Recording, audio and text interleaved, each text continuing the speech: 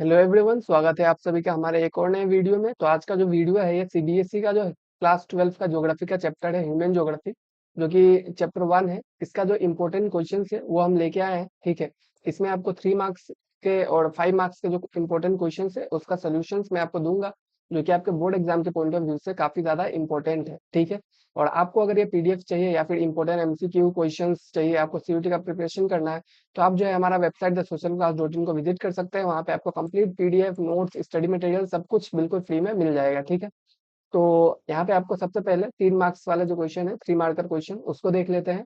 तो सबसे पहला जो क्वेश्चन है वो है आपका define human geography and explain it's scope. तो सबसे पहला क्वेश्चन क्या कह रहा है कि ह्यूमन ज्योग्राफी को डिफाइन कीजिए और ह्यूमन ज्योग्राफी का क्या स्कोप है उस चीज को एक्सप्लेन कीजिए। ये 3 मार्क्स के लिए है। ठीक है, तो पहले आपको इसको 1 मार्क्स के लिए लिखना है और इसको 2 मार्क्स के लिए लिखना है। तो इसको आपको सबसे पहले डेफिनेशन प्रोवाइड कर देना है। ह्यूमन ज्योग्राफी क्या है? Human geography is the synthetic study of relationship between human society and earth surface. Human geography क्या है? एक स्टडी ऑफ रिलेशनशिप है। ठीक है, किसके बीच में? ह्यूमन सोसाइटी और अर्थ सरफेस के बीच में। तो ह्यूमन ज्योग्राफी का डेफिनेशन देने के बाद आपको 1 मार्क जो है इस क्वेश्चन का सिक्योर हो जाएगा। उसके बाद आपको और 2 मार्क्स के लिए इसके स्कोप्स को बताना है। ठीक है, इसमें आपको क्या करना है, इसमें आपको जो ह्यूमन ज्योग्राफी से क्या क्या किया जा सकता है, study of spatial distribution of human phenomena. ठीक है, मतलब ह्यूमन फेनोमेना के हिसाब से स्पेटियल डिस्ट्रीब्यूशन, स्पेटियल मतलब कि ज्योग्राफिकल डिस्ट्रीब्यूशन, उस चीज को हम लोग पढ़ सकते हैं ह्यूमन ज्योग्राफी में। उसके बाद analysis of relationship between physical and human world, जो फिजिकल वर्ल्ड है और ह्यूमन वर्ल्ड है, ठीक है, उसका जो रिलेशनशिप है उस चीज को हम लोग एनालाइज कर सकते हैं, उसके बारे में पढ़ सकते हैं। सोशल एंड इकोनॉमिक डिफरेंसेस के बारे में, ठीक है, जो different part of the world है उसके बारे में भी हम लोग ह्यूमन ज्योग्राफी से पढ़ सकते हैं। तो ये सब लिख देंगे तो आपको टोटल 3 मार्क्स जो है वो अच्छे से सिक्योर हो जाएगा। ऐसे क्वेश्चन में आप ये मत कीजिएगा कि ह्यूमन ज्योग्राफी के बारे में ही पूरा लिख दिए और ये स्कोप के बारे में नहीं लिखे, तो भी आपको 1 मार्क्स या फिर 1.5 मार्क्स ही मिलेगा, फुल मार्क्स आपको नहीं मिलेगा। तो इस तरह से डबल क्वेश्चन को आप पूरा अच्छे से लिखिएगा। तो यहाँ पे जो नेक्स्ट क्वेश्चन हो क्या कह रहा है, differentiate between environmental determinism and possibilism. मतलब इन्वायरमेंटल डिटर्मिनिज्म और पॉसिबिलिज्म जो दो अलग अलग टर्म्स है, उसको आपको डिफरेंशिएट कहने के लिए करने के लिए कहा गया है। ठीक है, तो आप जो है टेबल बना के डिफरेंशिएट कीजिएगा। मैंने आपको यहीं पे ऐसे ही दिखा दिया है। तो आप जो है एक इधर बना लीजिएगा और एक इधर रख लीजिएगा। इस तरह से टेबल जो बनाते हैं उसमें आप डिफरेंशिएट कीजिएगा पॉइंट वाइज, ताकि जो दिखने में भी आंसर अच्छा लगे और आपका आंसर में ज्यादा मार्क्स मिल सके। तो इन्वायरमेंटल डिटर्मिनिज्म का बात किया जाए तो ठीक है, ये क्या है? Human greatly influences by natural environment. मतलब इन्वायरमेंट पावरफुल होता है, ह्यूमन जो है ज्यादा इन्फ्लुएंस होता है इन्वायरमेंट से। पॉसिबिलिज्म में क्या होता है? Nature provide opportunities, human make use of them. और जो पॉसिबिलिज्म होता है उसमें नेचर जो है वो अपॉर्चुनिटीज देता है, जिसका यूज करके ह्यूमन जो है वो चेंजेस ला सकता है इन्वायरमेंट में। इन्वायरमेंटल डिटर्मिनिज्म में people adopt to dictates of nature. और जो पॉसिबिलिज्म है इसमें टेक्नोलॉजी जो है क्या करता है, ह्यूमन को हेल्प करता है इन्वायरमेंटल कॉन्स्ट्रेंट को पार करने के लिए, इन्वायरमेंटल कॉन्स्ट्रेंट से दूर होने के लिए। और जो इन्वायरमेंटल डिटर्मिनिज्म है इसमें आपका low level of technology and primitive social development देखने को मिलता है। मतलब टेक्नोलॉजी का लेवल हाई नहीं होता है, सोशल डेवलपमेंट भी प्राइमेटिव स्टेज में होता है। बट पॉसिबिलिज्म में क्या होता है? Nature gets humanize through human activities. Human activities जो है वो नेचर को ह्यूमनाइज कर देता है। ठीक है, नेचर को ह्यूमनाइज कर देता है ह्यूमन एक्टिविटीज। तो इसमें जो है आपका ह्यूमन ज्यादा पावरफुल होता है पॉसिबिलिज्म में। और क्वेश्चन थर्ड जो है वो क्या कह रहा है, explain the concept of neo determinism with example. आपको नियो डिटर्मिनिज्म का जो कंसेप्ट है उसको एक्सप्लेन करना है। तो इसका आंसर जो है आपको अच्छे से लिखना पड़ेगा, क्योंकि अगर आपको फुल 3 मार्क्स चाहिए तो आपको कंप्लीट डिटेल्स जो है प्रोवाइड करना पड़ेगा। तो सबसे पहले नियो डिटर्मिनिज्म का मतलब दे दीजिएगा, definition. Middle path between environmental determinism and possibilism. Neo determinism क्या है? एक मिडिल पाथ है, ठीक है, जिसको किसने दिया था? ग्रिफिथ टेलर ने दिया था। ये क्या बोलता है? इन्वायरमेंटल डिटर्मिनिज्म और पॉसिबिलिज्म के बीच का रास्ता हमें अपनाना चाहिए। और इसको हम लोग स्टॉप एंड गो डिटर्मिनिज्म भी कहते हैं, और इसको किसने दिया था? Griffith Taylor. ये आप जरूर लिखिए, इससे आपका आंसर जो है और ज्यादा अच्छा हो जाएगा। इसमें कंसेप्ट क्या है कि जैसे ट्रैफिक लाइट्स होता है, वैसे ह्यूमन भी जो है वो प्रोसीड कर सकता है इन्वायरमेंट के साथ। ठीक है, ग्रीन सिग्नल पे जब नेचर जो है परमिशन देता है।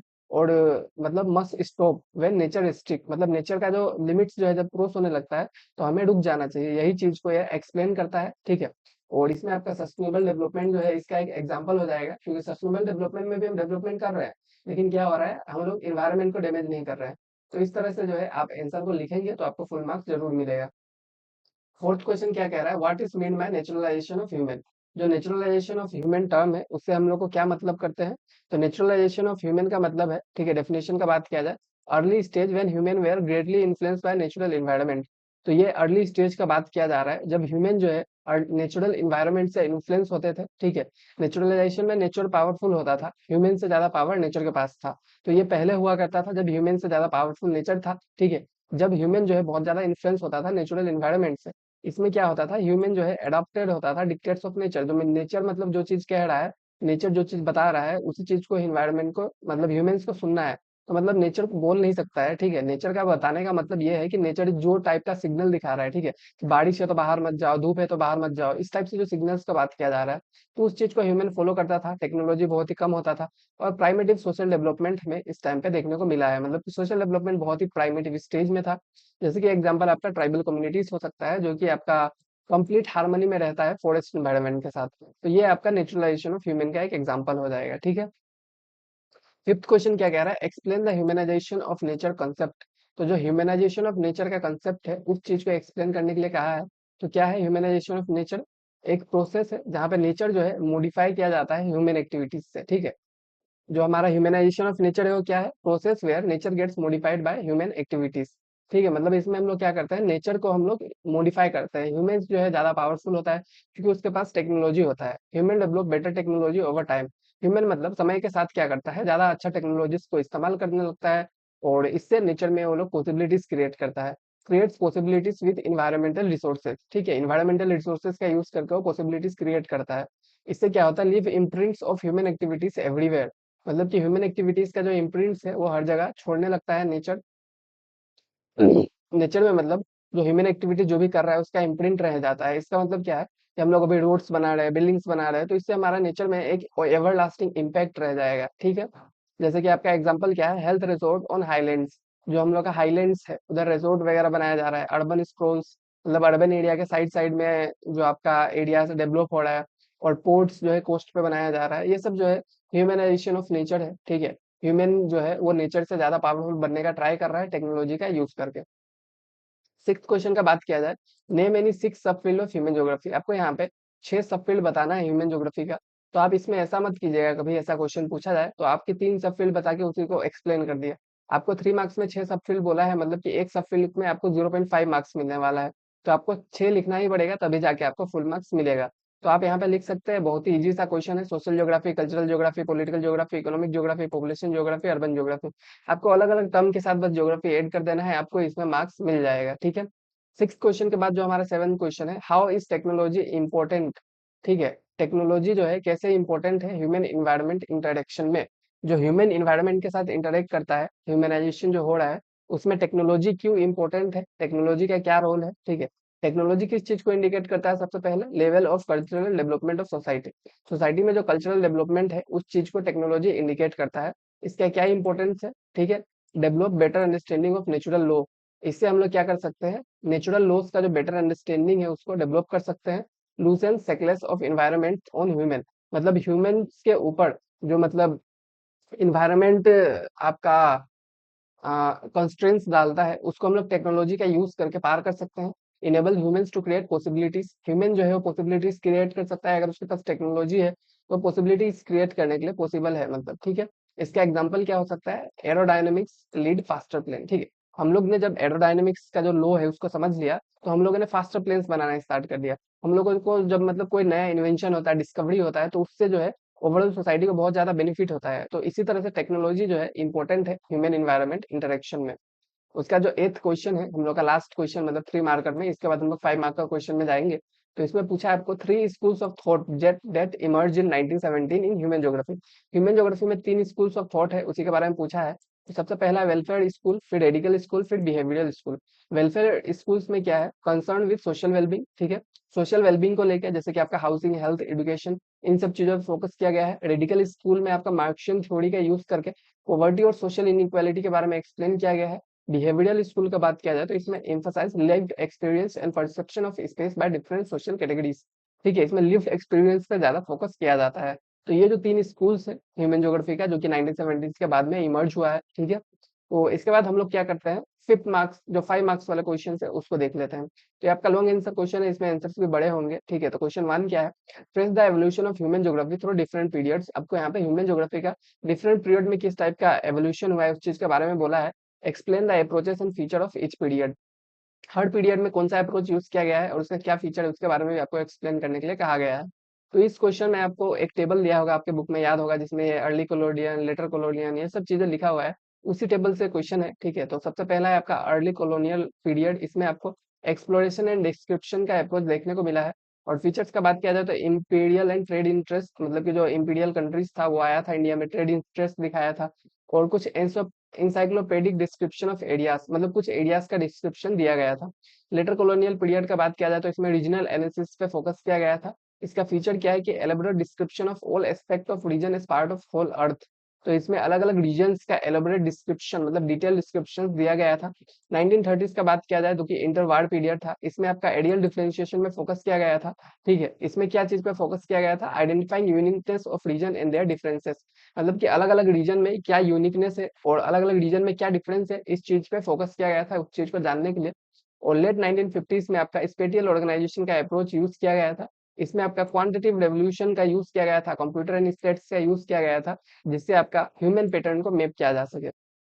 और 1970s के बाद आपका humanistic radical and behavioural schools emerge हुआ, जिसके बारे में मैंने अभी आपको लास्ट क्वेश्चन में बताया। इससे क्या हुआ, आपका जो ज्योग्राफी है वो ज्यादा रेलेवेंट हो गया, ठीक है। सोशल पॉलिटिकल रियलिटी से मैच होने लगा और ह्यूमन एक्सपीरियंसेस पे फोकस करने लगा इन थॉट्स के आने के बाद। तो ज्योग्राफी का जो वैल्यू है और ज्यादा बढ़ गया। उसका जो सेकंड क्वेश्चन है वो क्या कह रहा है? Analyse the relationship between physical geography and human geography. मतलब आपको यहाँ पे ह्यूमन ज्योग्राफी और फिजिकल ज्योग्राफी का रिलेशनशिप जो है उसके बारे में पूछा गया है, ठीक है। What is the dichotomy between them not valid. मतलब कि डायकोटोमी मतलब कि डिफरेंस एक टाइप से कह सकते हैं, डाई मतलब टू होता है ना। तो डिफरेंस एक टाइप से, इसको सिंपल लैंग्वेज में मैं कहूंगा कि इन दोनों का बीच का जो डिफरेंस है वो क्यों वैलिड नहीं है, ऐसा हम लोग कह सकते हैं। तो फिजिकल ज्योग्राफी है, ठीक है। फिजिकल ज्योग्राफी है वो क्या चीज को स्टडी करता है? फिजिकल इन्वायरमेंट को, जैसे land form, climate, water, vegetation. Human geography जो है relationship between physical nature and human world. तो इसमें क्या है, इंटर रिलेशनशिप पे फोकस किया जाता है। तो both use metaphor from human anatomy, ठीक है। दोनों का बीच में क्या रिलेशन है? जो फिजिकल ज्योग्राफी और ह्यूमन ज्योग्राफी है दोनों जो है मेटाफर्स यूज करता है, जैसे face of the earth, I of the storm, mouth of the river. ये आपके बुक में दिया हुआ है, ठीक है। आपका जो चैप्टर है उसमें दिया हुआ है। तो ये जो मेटाफोर है दोनों ज्योग्राफी में यूज होता है। Human activity modify physical environment. Human activity दोनों में ही फिजिकल एनवायरनमेंट को मॉडिफाई करता है और physical environment impact human life in return. ये चीज दोनों में कॉमन देखने को मिलता है, ठीक है। ये जो चीज है दोनों ही टाइप ऑफ ज्योग्राफी में हमें कॉमन देखने को मिलता है। डायकोटोमी नॉट वैलिड बिकॉज, ये डिफरेंशिएशन क्यों वैलिड नहीं है? क्योंकि nature and human are inseparable elements, ठीक है। हम लोग नेचर और ह्यूमन को सेपरेट नहीं कर सकते हैं। इसको हम लोग को होलिस्टिकली, मतलब एक साथ ही स्टडी करना पड़ेगा। Both phenomenon are intricately intertwined, मतलब कि ये लोग जो दोनों फेनोमेनन है दोनों ही मतलब एक दूसरे से रिलेटेड है, इंटरवाइंड है, ठीक है। इसलिए हम लोग इसको अलग अलग नहीं कर सकते हैं। Integration is needed because geography as discipline aim to understand earth as human home, ठीक है। ज्योग्राफी जो है वो क्या करता है, अर्थ को ह्यूमन होम के तरह, मतलब ठीक है, अंडरस्टैंड करने का कोशिश करता है। जो थर्ड क्वेश्चन है वो क्या कह रहा है? Explain how human geography has interdisciplinary nature. जो ह्यूमन ज्योग्राफी है उसमें इंटरडिसिप्लिनरी नेचर हम लोग को देखने को मिलता है, ऐसा क्यों है? Explain how human geography has interdisciplinary nature, मतलब कि आपका जो अलग अलग सब्जेक्ट्स है ये कैसे मतलब कनेक्टेड है, उस चीज को आपको पूछा गया है। तो इसमें आपको अलग अलग सब्जेक्ट्स का एग्जांपल देके डालना पड़ेगा कि आप कैसे ज्योग्राफी अलग अलग सब्जेक्ट से रिलेटेड है, ये इंटरडिसिप्लिनरी नेचर का क्यों है। इंटरडिसिप्लिनरी मतलब कि इंटरकनेक्टेड अलग अलग सब्जेक्ट्स से, ठीक है। Human geography develop close interface with sister discipline to understand human elements on earth surface. इसका मतलब बहुत ही ज्यादा क्लोज लिंक है ह्यूमन ज्योग्राफी का अलग अलग सब्जेक्ट्स। जैसे कि आपका अलग अलग सोशल साइंस का, सोशल ज्योग्राफी से बात किया जाए तो सोशियोलॉजी, साइकोलॉजी। कल्चरल ज्योग्राफी से आपका anthropology and sociology. Political geography से आपका political science, military science. Economic geography से आपका इकोनॉमिक्स, बिजनेस स्टडीज, कॉमर्स। ये सब रिलेटेड चीजें हैं, इस चीज को ही देखा गया है। तो आप इस चीज को एक बार देख लीजिएगा। ये आपका बुक में टेबल दिया हुआ है, वहां से ये क्वेश्चन मैंने लिया हुआ है। तो इस क्वेश्चन को भी आप देख लीजिएगा। इसका जो हमारा फोर्थ क्वेश्चन है वो क्या कह रहा है? Describe the three main approaches in human geography with their की फीचर एंड एग्जांपल। तो आपका तीन मेन अप्रोचेस जो है ह्यूमन ज्योग्राफी में, उसका की फीचर और एग्जांपल बताना है। तो सबसे पहला अप्रोच क्या है? Environmental determinism. एनवायरमेंटल डिटर्मिनिज्म का फीचर की बात किया जाए तो इसमें ह्यूमन जो है greatly influenced bye environment. Human जो है ज्यादा इन्फ्लुएंस होता है इन्वायरमेंट से। इन्वायरमेंट जो है आपका पावरफुल होता है, ठीक है। टेक्नोलॉजी बहुत ही कम होता है इसमें, प्राइमेटिव सोशल डेवलपमेंट का स्टेज होता है। तो इसका एग्जांपल आपका बेंडा का जो ट्राइबल कम्युनिटी है, ये आपके बुक में एक बॉक्स में दिया हुआ है, वो है। इसका आप कोई अलग भी एग्जांपल यूज कर सकते हैं, किसी भी ट्राइबल कम्युनिटी के बारे में बात कर सकते हैं, इसमें कोई दिक्कत नहीं है। ठीक है। कैरेक्टरिस्टिक का बात किया जाए तो डायरेक्ट डिपेंडेंस ऑन नेचर, ये नेचर पे डिपेंडेंट होता है, नेचर को वर्शिप करता है, नेचुरल फोर्सेस को वर्शिप करता है। उसका जो नेक्स्ट है हमारा पॉसिबिलिज्म, इसमें क्या होता है, नेचर जो है आपको अपॉर्चुनिटीज प्रोवाइड करता है और ह्यूमन जो है पॉसिबिलिटीज को क्रिएट करता है। और टेक्नोलॉजी का बात किया जाए तो इसमें बेटर होता है, ज्यादा एफिशिएंट होता है और कल्चरल लैंडस्केप को क्रिएट करने के लिए कैपेबल होता है, मतलब हमारे पास एडवांस टेक्नोलॉजी होता है। और इसका एग्जांपल आपका कारी का जो है आपके बुक में एक बॉक्स में दिया हुआ है वो है, आप अलग एग्जांपल भी यूज कर सकते हैं, जरूरी नहीं है कि आप यही एग्जांपल यूज करें। और कैरेक्टरिस्टिक का बात किया जाए तो human activities live imprint everywhere, मतलब जो ह्यूमन एक्टिविटीज है, ह्यूमन जो टेक्नोलॉजी का यूज करके कर रहा है, उसका इम्प्रिंट्स हमें इन्वायरमेंट पे, हमारे नेचर पे हर जगह देखने को मिल जाता है। न्यू डिटर्मिनिज्म का बात किया जाए, ये हमारा थर्ड एस्पेक्ट है, तो इसमें क्या है आपका मिडिल पाथ के बारे में बात किया गया है, डिटर्मिनिज्म और पॉसिबिलिज्म को लेके, ठीक है, दोनों के बीच का जो पाथ है उसके बारे में कहा है कि इसमें हम लोग स्टॉप एंड गो डिटर्मिनिज्म का यूज करना है, कि मतलब कि बैलेंस बना के चलना है नेसेसिटी और फ्रीडम के बीच में। हमें जो चीज जरूरी है वही लेना है, हमारे पास फ्रीडम है कि हम कुछ भी कर सकते हैं, तो इसका मतलब ये नहीं है कि हम कुछ भी करें नेचर के साथ। तो हमें इस चीज को समझना चाहिए। ठीक है। टेक्नोलॉजी का बात किया जाए तो सस्टेनेबल यूज किया जाता है, इन्वायरमेंट को डैमेज नहीं पहुंचाने के साथ, कि इन्वायरमेंट को हम लोग इसमें डैमेज नहीं पहुंचाएंगे, डेवलपमेंट करेंगे पर विदाउट डैमेजिंग द इन्वायरमेंट। इसमें हमारा गोल क्या है कि conquer nature by obeying it, avoid environmental degradation. इसमें हम लोग नेचर को कनकर करेंगे, हम लोग अपना प्रोग्रेस को करेंगे, टेक्नोलॉजिकल डेवलपमेंट करेंगे, बट हम लोग इन्वायरमेंट को हार्म नहीं करेंगे, यही हमारा मेन गोल है। बाकी जो आज का लास्ट क्वेश्चन है, क्वेश्चन नंबर 5, उसमें क्या है कि evaluate the role of technology in shaping human environment relationship, how has it changed over time. इसमें आपको टेक्नोलॉजी का रोल पूछा गया है, ठीक है, ह्यूमन इन्वायरमेंट रिलेशनशिप को लेकर। तो ये टाइम के साथ कैसे चेंज हो रहा है, तो टेक्नोलॉजी का रोल क्या है, indicates level of cultural development. Technology क्या है, कल्चरल डेवलपमेंट का लेवल को इंडिकेट करता है। ये जो एक बहुत ही इंपॉर्टेंट एमसीक्यू क्वेश्चन है कि what indicates cultural development level, इस टाइप का क्वेश्चन आता है, तो इसका आंसर आपका टेक्नोलॉजी रहेगा। ठीक है। टेक्नोलॉजी और क्या करता है, enable better understanding of natural loss, जो हमारा नेचुरल लॉस है उस चीज का बेटर अंडरस्टैंडिंग हम लोग को मिल सकता है। इन्वायरमेंटल कॉन्स्ट्रेंट जो है ह्यूमन के ऊपर, उस चीज को कम करता है। पॉसिबिलिटीज क्रिएट करने में हेल्प करता है, जो हमारे पास रिसोर्सेस है उसका यूज करके।